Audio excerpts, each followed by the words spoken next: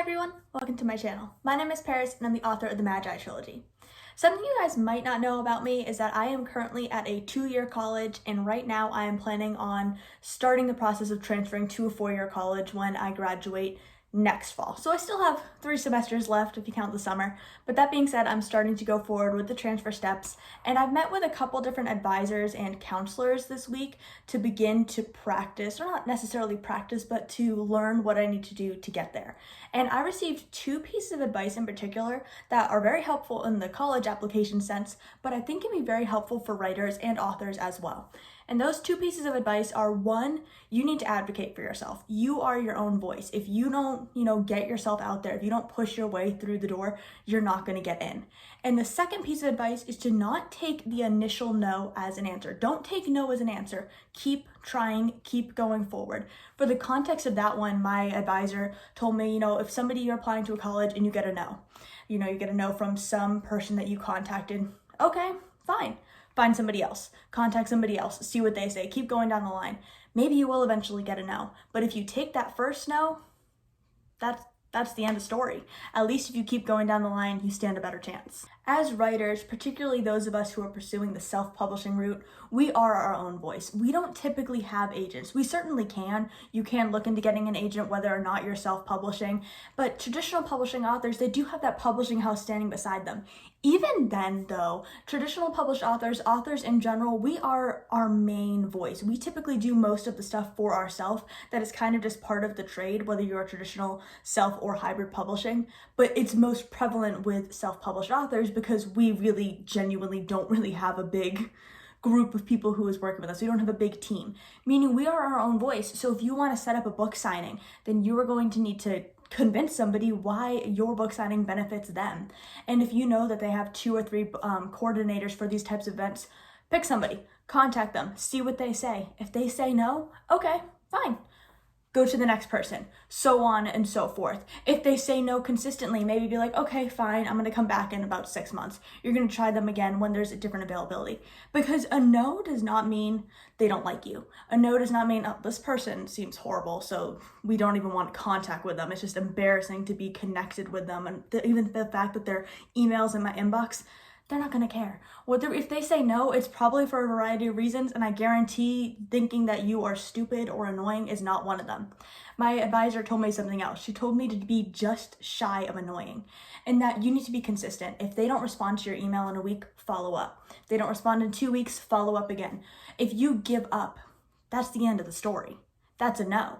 If one person tells you no and you know that they have like 2 or 3 other coordinators and you're not even going to contact them, then that's a no. But if you keep going forward, you might eventually get a no, and that's okay, but at least you gave yourself a chance.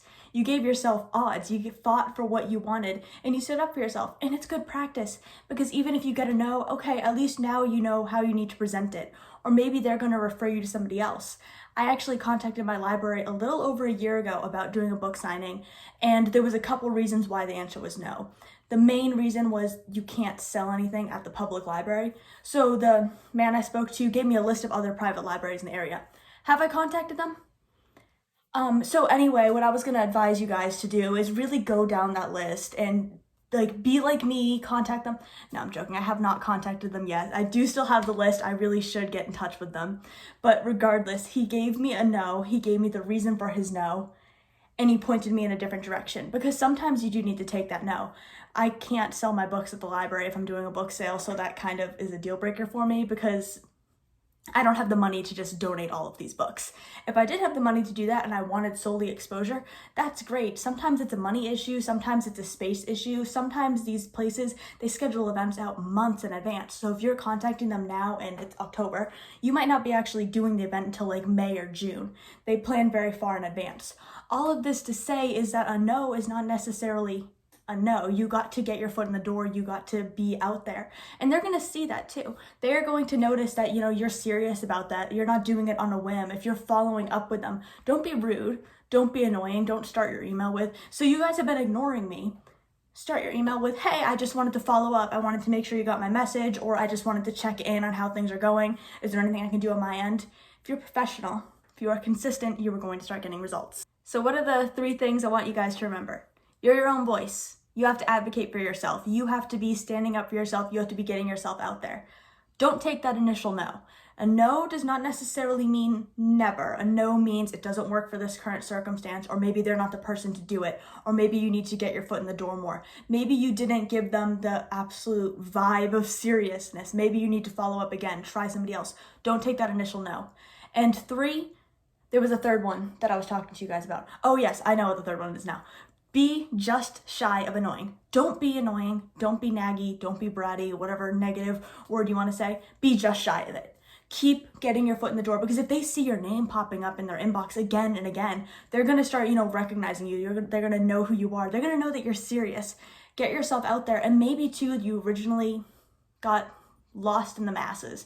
Maybe there was 15, 20 people who contacted about the same thing. But if they see your name popping up 2 or 3 more times than these other people, who are they going to pick out of that group? Probably the person who's actually consistent in following up. So get yourself out there. Be just shy of annoying. Be your own voice and be confident. And also, if you get a no, if it is a final firm no, that's okay, because the reality is you're going to get a lot of no's. And I like to look at every no is one no closer to your first yes. I hope this video helped you out. Don't forget to like, comment, and subscribe, and I will see you guys next week. For now, whatever time it is, whether it's morning, evening, or night, have a great day.